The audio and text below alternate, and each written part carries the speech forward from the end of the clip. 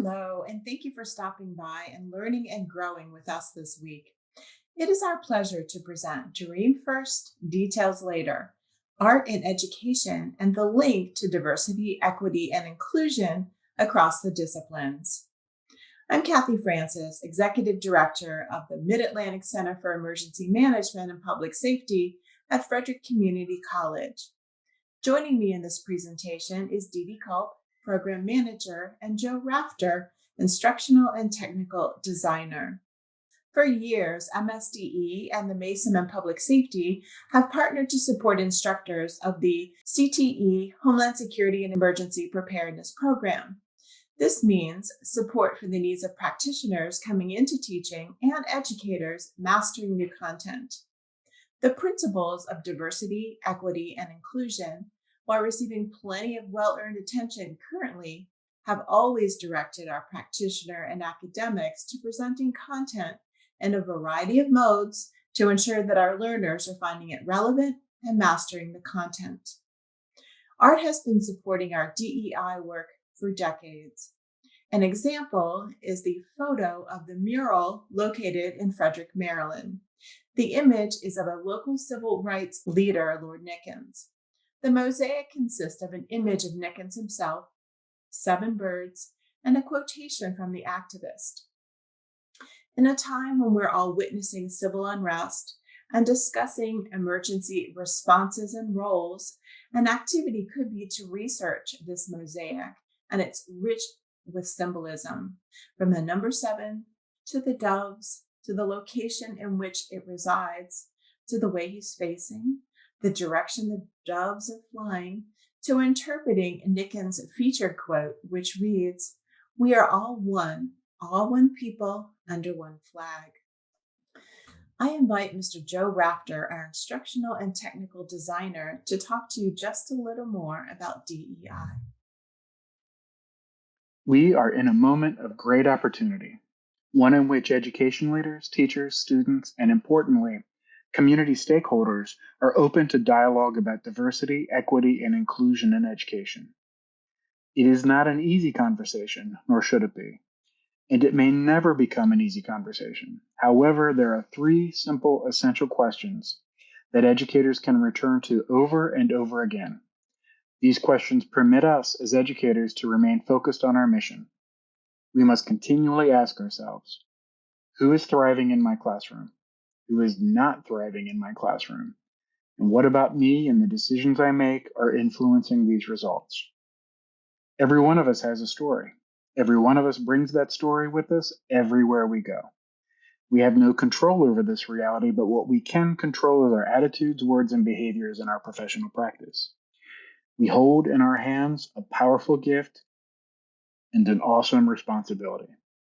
Simply put, our attitudes, words, and behaviors are value statements, and we make these value statements every day for every one of our students.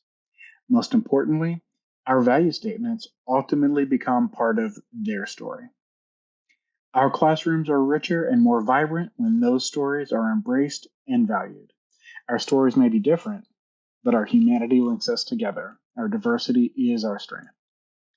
Our practice is more effective when students feel safe and welcome in all of our shared spaces. Great learning happens when students feel included in our shared physical, emotional, and intellectual spaces.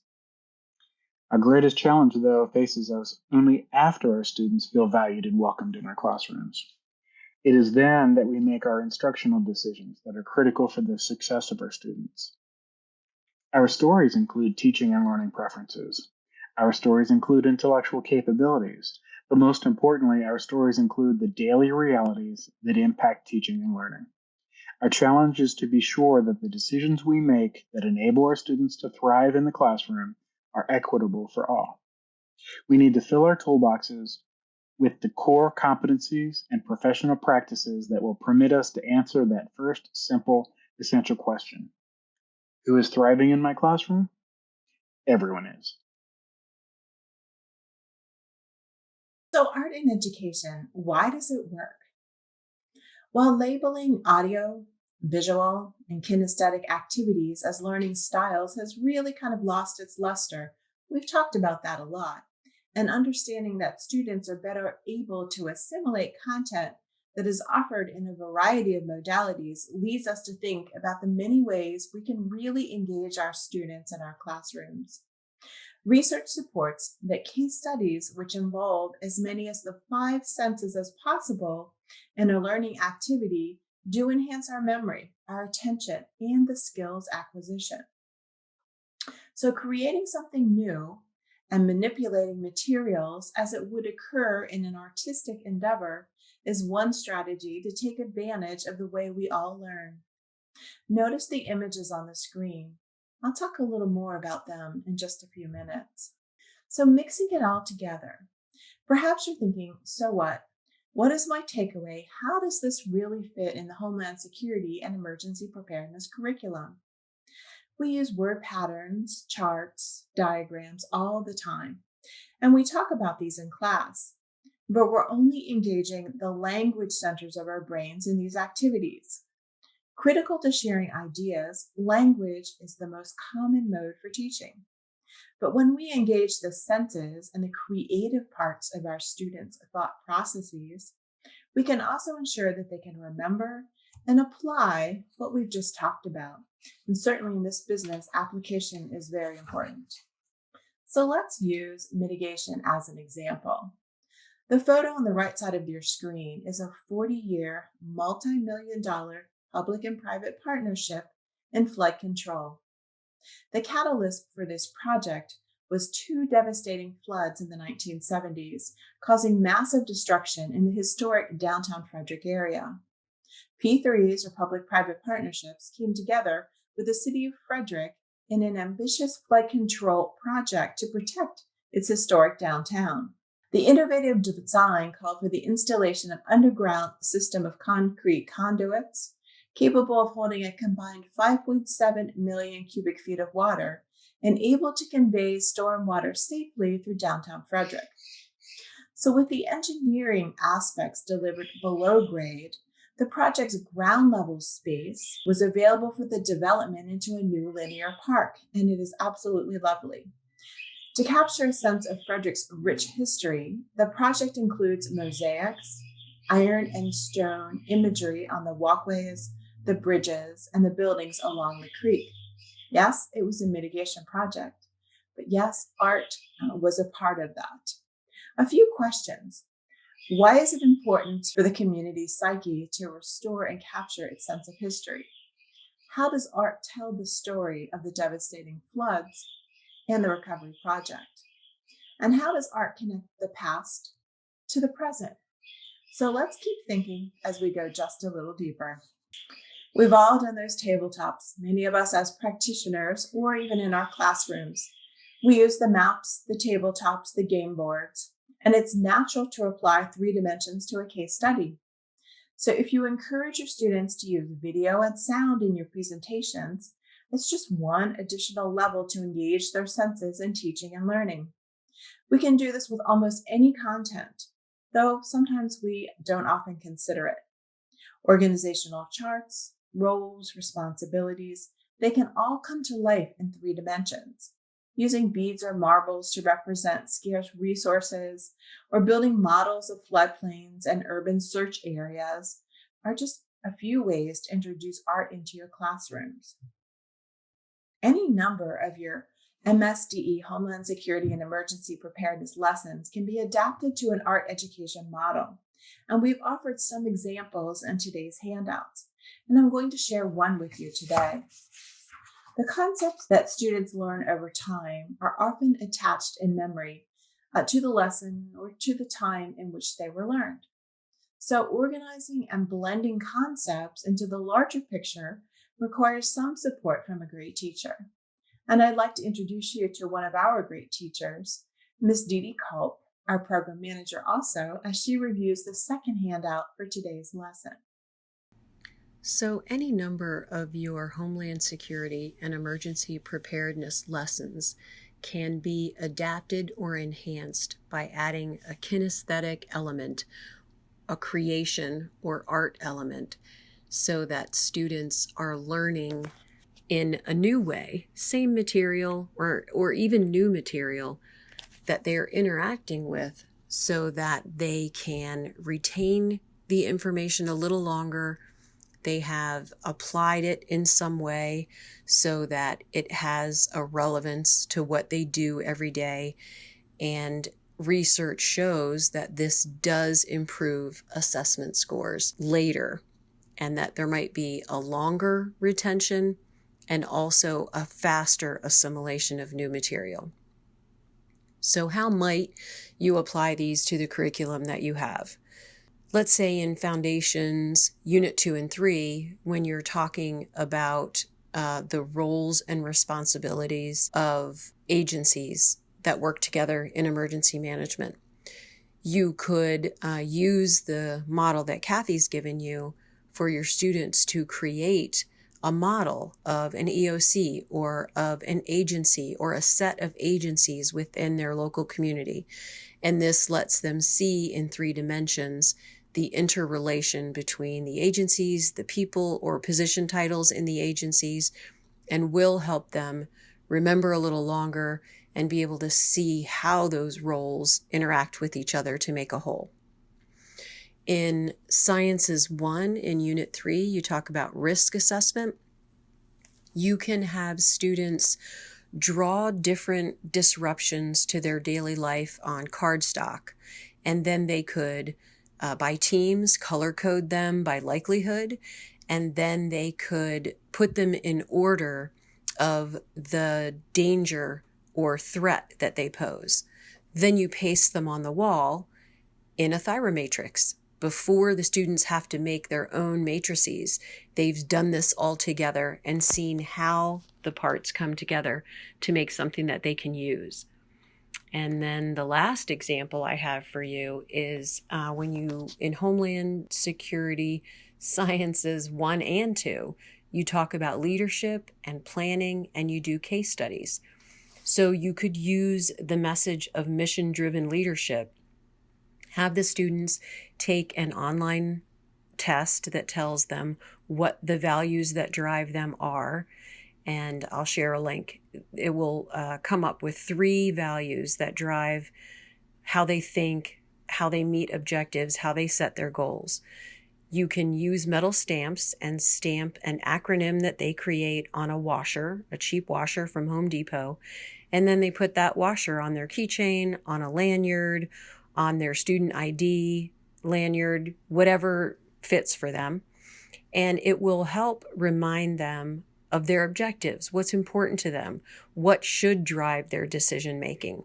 And then when you talk about mission-driven leadership, there's that aspect, something they can physically hold on to remind them, how do you use the mission that you've been given to make good decisions with data that you receive. And these are just 3 examples that could apply to the curriculum that we've developed for you. But you could certainly add this type of learning into any number of situations that suit your needs and fit the number of students you have and where you want to go with them. I do recommend trying it out on people you know before you actually do it live in class, depending on how you feel about that. My family has had to experiment with plenty of lessons on the fly, and it's fun. I mean, we laugh about the things that don't work and get to work out some of the kinks so that the lesson goes really well in the classroom. And don't forget, we're here to help you, and we're happy to help you think of ideas. And when you have good ones, share them with us, and we'll share them with everybody else. The Singing Tree. At the FEMA Emergency Management Institute Higher Education Symposium each year, an artist stands by to interpret the content from the experts addressing a variety of presentations and the sessions and the contributions of the attendees. At the end of the week's presentations, attendees submit their reflections on the meeting as parts of a whole, and then the artist assembles all of these pieces into a whole art project. In one instance, a few years ago, attendee reflections were submitted in the forms of leaves and birds onto the singing tree. The artist assembled them into the limbs, and they became a part of the event archives.